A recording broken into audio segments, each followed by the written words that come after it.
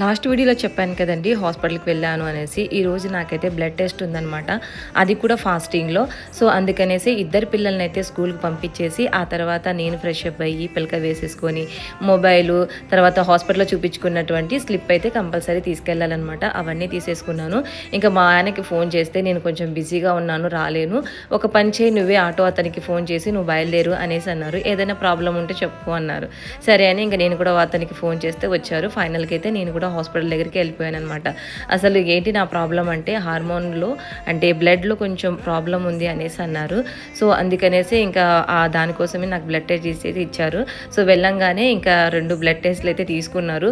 ఒక చేతికి వేశారు కానీ బ్లడ్ ఎంతసేరికి రాకపోయేసరికి 2 చేతికి కూడా చూడండి ఎలాగ పొడిచారు, వెంటనే ఎట్లా ఉబ్బుకున్నాయి.